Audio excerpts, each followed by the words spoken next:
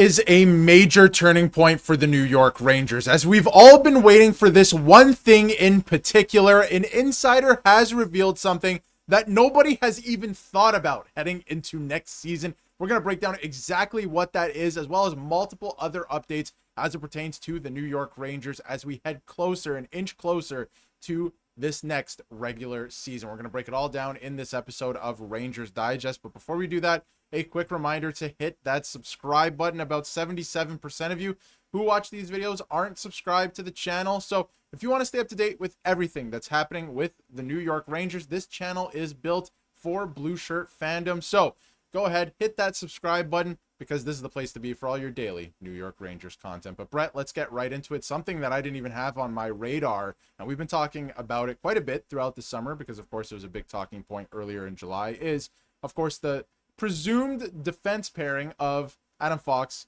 and Vladislav Gavrikov, obviously newly signed Gavrikov. And Peter Baugh had an article yesterday that I thought was very interesting. And he went on to say, should Gavrikov play with Adam Fox, or should Mike Sullivan balance out his pairings and split them up? Now, I know this is a bit ridiculous, and listen, we're going to get into it. We're definitely getting into it, but it's a bit ridiculous before we've even seen them play together or even seen the roster on the ice. But we're headed there very soon, right? September is actually right around the corner. And, you know, he looked into it in this article. And I think I just want to start by saying, first of all, to split them up would be absolutely ridiculous. And I think NYR Louis is sharing that sentiment. I think most people are as well. There's a real possibility it doesn't work out, and they would have to split them up. But I mean, it just makes way too much sense. It's a yin and yang kind of defense pairing. And I think that, you know, you finally have this defensive guy that can play with Adam Fox. But Bret, what are your thoughts on this? To me, unless something horrific happens that we can see, that is tangible with our own eyes, it makes no sense to split these guys up. No, it makes no sense, Darius. I mean, Foxy and Gavi, that's supposed to be the defensive duo. That's supposed to be, in my opinion, a top five defensive duo in the NHL this upcoming season. I mean, at the very worst, it'll be top 10, in my opinion. I know we have to see it first to actually believe it, but man, when Adam Fox was playing with Ryan Lindgren not too long ago on the left side, I believe they were a top 10 duo at that moment. And now you bring in a player that's better than Lindgren to pair. You brought it up, the yin and the yang. They complement each other perfectly. You don't bring in the $7 million defenseman to stick him on the second pair. It just doesn't make sense to me. You brought him in to be a defensive stopper, and that's what you expect from him. That's what Rangers fans are expecting to see. That's what I believe he will bring to the Rangers. You'll have Fox for that offensive upside. You'll have Gavrikov to block shots, help Igor out in the net. And like I said, not be a physical enforcer, but be a defensive stopper, which the Rangers desperately need. Their defensive zone was putrid last season. They allowed way too many goals, way too many easy opportunities. Pucks were just flying past Igor at an insane rate. Bringing in Gavrikov to pair with Fox not only helps, Gavrikov, putting him with such a great defenseman in Fox, but it helps Fox really take more chances, really expand his game on the offensive end, not have to worry so much on the defensive end as he's had to as of late. We're not going to expect that out of him anymore, pairing him with Gavrikov. So they're going to complement each other, make each other better. Not only that, but bring out the best in each other. They are going to really, it's that old cliche, iron sharpens iron. That's what we're going to see with that first pair from Gavrikov and Fox. You cannot break those two up. Yeah, and I think it's pretty cliche, but like opposites attract, and especially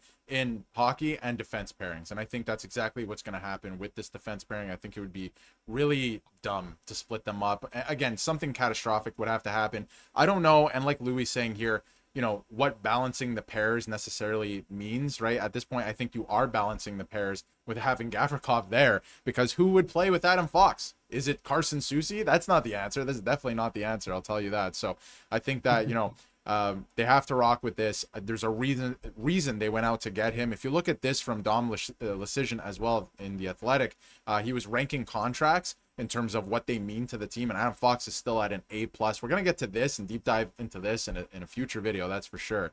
But he was ranked an A+. So clearly Adam Fox, a lot of people, I wanted to get into this part too, Bret, are feeling very pessimistic about the Rangers heading into next season, and not just about the Rangers as a whole, but Adam Fox. But take a look at this, right? Heading into next year, like his advanced analytics are absolutely insane. This is a premier elite offensive defenseman in this league. Not even offensive defenseman, just a premier defenseman in this league. He likes the block shots as well. He's top 10 in block shots since 2021, 2022. And you're pairing him with a guy, look at this JFresh chart from Gavrikov, with a defensive rating like this. It's a recipe for success. It absolutely is. And then I think the rest of defense pairings will kind of fall into place there. We don't know what's going to happen with the second pairing. We would assume they're going to at least start with Schneider on the left, but we're not 100% sure. But would you agree with that? Like, I think that, heading into next year, Rangers fans should be feeling optimistic. That first pairing is going to be a top defensive pairing in the league.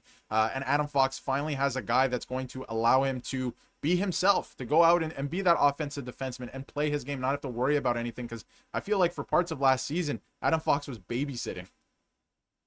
Oh, he really was, Darius. And you hit it on the head right there. I mean, Adam Fox, I am sick and tired of the slander when it comes to Fox. We've seen all these rankings from all these analysts, and man, Adam Fox is still a premier defenseman in this league. The guy has never been, when it comes to plus minus, never been a minus in his career. This past season, there were tons of minuses. There were tons of putrid play.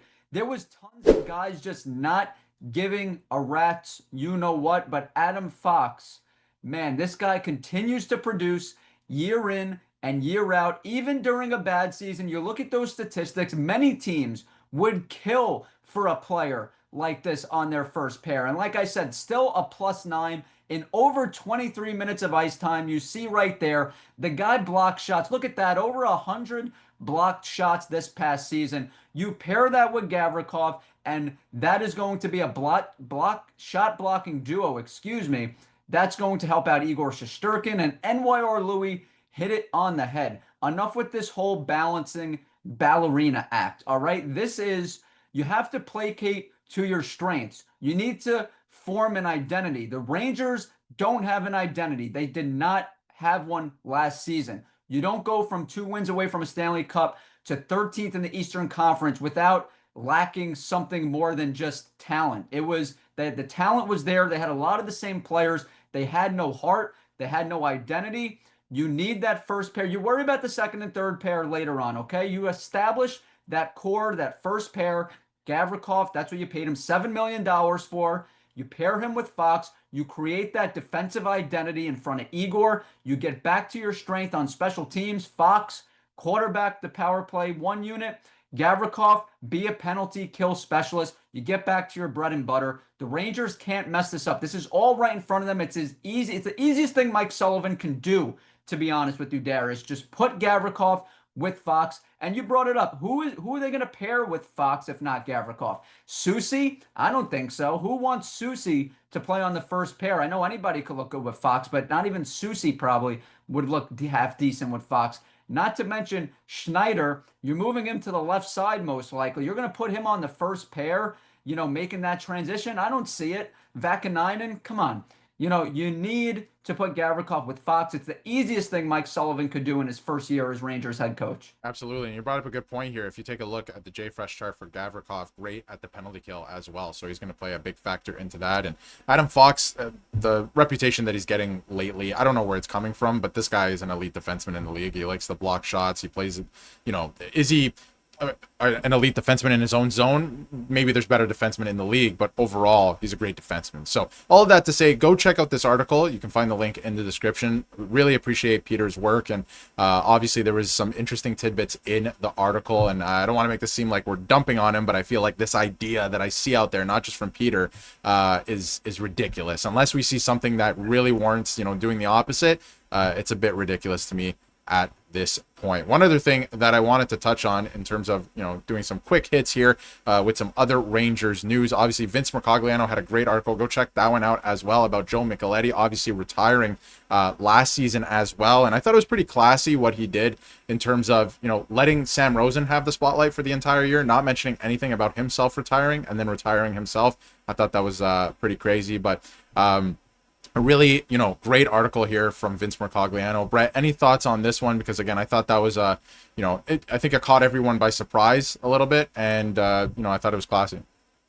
Yeah, it was his 20th year in the broadcast booth for Micheletti, and man, he did a great job. Two peas in a pod there, going out the same year. And you hit it on the head. What a class act. That's what we've seen from Micheletti over these years as a Rangers broadcaster. Just seems like a great guy off the air. And you can see letting Sam Rosen have his moment. But man, Micheletti is, this is a star broadcaster in his own right, and he didn't choose to have that moment. He mentioned in that article, like Darius said, you go check it out, lowhud.com, Vince Mercogliano. That was a great read, talking about how it was just time, get that 20th year in the books in the broadcast. He did what he wanted to do. I'm sure he didn't mention this, but I'm sure he's got the money and got it, he's got everything he wants, his family. Now he's just gonna go off, spend time with his family. And he also mentioned a really interesting quote in that article talking about he said what the great Warren Buffett said about how you can't buy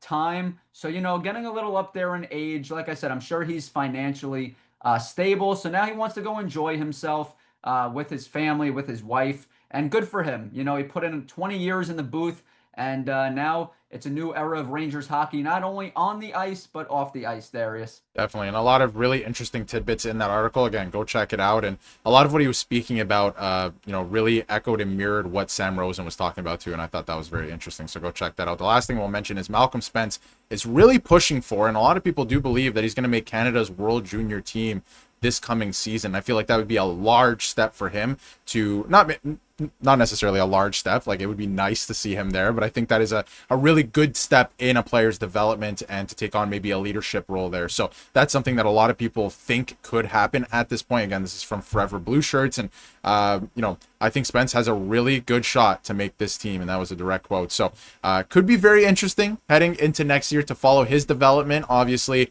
he was a bigger name in the draft, and a lot of people thought that the Rangers got a steal with that draft pick as well. So any final thoughts on that as well, Bret? Because this is a guy, for me, in terms of prospects, of course, we're going to keep tabs on EJ Emery and guys like that, but Malcolm Spence, to me, I think is very exciting heading into next year.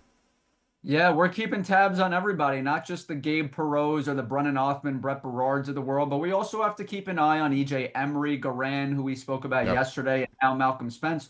We got to keep an eye on these guys. And this is a player that, obviously the Rangers, gave away the first round pick to Pittsburgh, that 12th overall pick, but they got Spence at 43 overall in the second round. A lot of scouts believe this is a first round type of talent.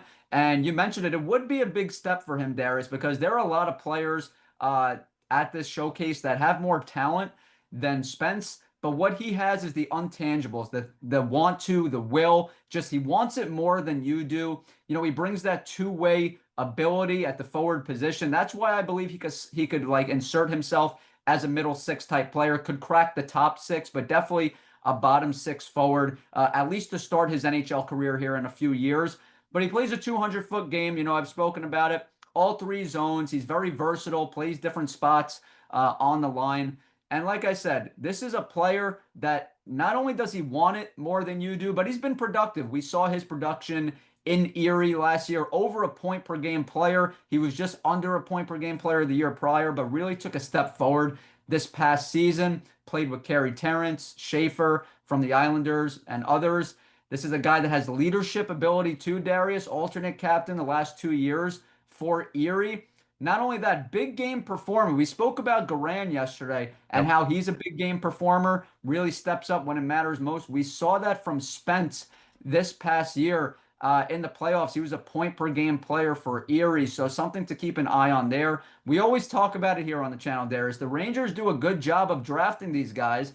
Hartford just has to do a better job of developing them. And not only Hartford, but the Rangers. They need to do a better job, their coaching staff, putting them in the right position to succeed. Because it's one thing to bring in the talent, it's another thing to develop it. And the Rangers have had a bit of a hard time here over the last few years. Absolutely. And you bring up a good point about being a point-a-game player in the OHL. When you're a high draft pick, I don't necessarily look at that and I'm too surprised, right? Obviously, if you're putting up almost 2 points a game, that's insane, but that's a good step. But when you're putting up a point a game in the playoffs, because the game really does change, especially in the OHL and these junior leagues, it gets more physical, it mimics the NHL. That is really impressive to me. So like you said, the Rangers drafting guys that are really good players players that show up in these big moments. That's important as well. But now it falls on the development staff to get these guys ready to make that impact at the NHL level. And I think one day, I'm not saying it's going to be this coming season, but one day I could see him being a pretty good second liner for this Rangers team. So it's going to be very interesting. Let us know how you feel in the comments. The conversation always continues in the comments. Find us on X as well. You can find all the links to the articles and our X in the description. And if you haven't yet, hit that subscribe button so you can stay up to date with everything New York Rangers.